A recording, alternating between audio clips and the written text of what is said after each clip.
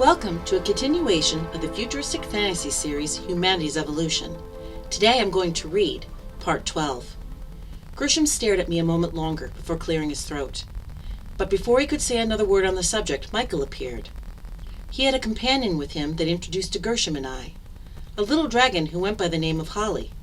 Although the name was female, she wore the form of a young male. A handsome one at that, I had to admit, as I shook her hand. Occasionally, I would take a male form, but in general I gravitated more towards females. I glanced at Michael, feeling more than a little guilty. I had allowed Gershom to monopolize my attention during and after Sandra's lecture, forgetting all about him. He recognized the look in my eyes. Gershom had met Holly before through a mutual third acquaintance.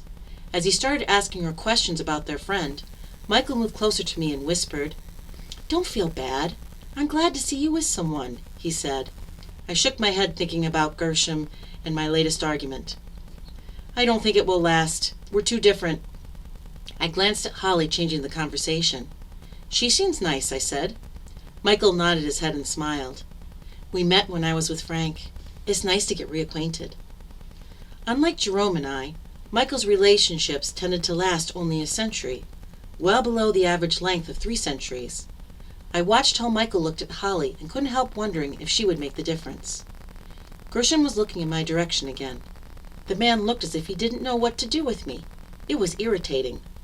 Michael led Holly away for a moment, leaving us alone.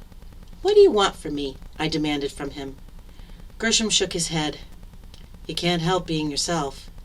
His voice sounded tinged with regret. My anger ignited. "It seems you can't help being yourself either." I was fed up with him and about ready to leave when he said the last thing I expected. "I'm sorry," he said in a soft voice. I turned to look at him. Gershom wore a contrite expression on his face, but I wasn't going to let him get away that easily. "If this project passes, you and I will be working together. It doesn't matter if we are mere acquaintances, friends, or whatever. So let's not try to make our relationship more than what it is." He gave a heavy sigh in response. Arguing or disagreeing with a person doesn't diminish my feelings for him or her. You can't convince me that you are that shallow. It was my turn to sigh. Feelings are all well and good, but surely you can see our compatibility is being sorely tested. All I know is that we don't always see eye to eye on things, and I find that both vexing and stimulating, he said, a tender look coming into his eyes. Gershom then surprised me by gently kissing my hand. The one thing that truly kills a relationship is boredom. My heart betrayed me a little at his gallant gesture, but I was determined not to be so easily swayed this time. My last relationship, Gershom, lasted for 5 centuries. I think I can tell when something isn't going to work. Gershom wasn't deterred. "I have no idea if we will meet that ideal. I only know you have 2 choices when you have feelings for someone, to act on them or ignore them. Ignoring them never worked for me." He was really trying, and it flattered me. I'm not even sure Gershom had worked so hard to date me at first. "Why don't we watch the next lecture together and see how things go?" I finally said. He agreed. David's lecture on how we nearly destroyed ourselves should be entertaining. I shook my head and couldn't help laughing at his outrageous statement. Only you would find a period where our worst qualities were practically thrown in our faces amusing, I said. "See, you're getting to know me already," he said, smiling back. That ends Part 12 of Humanity's Evolution.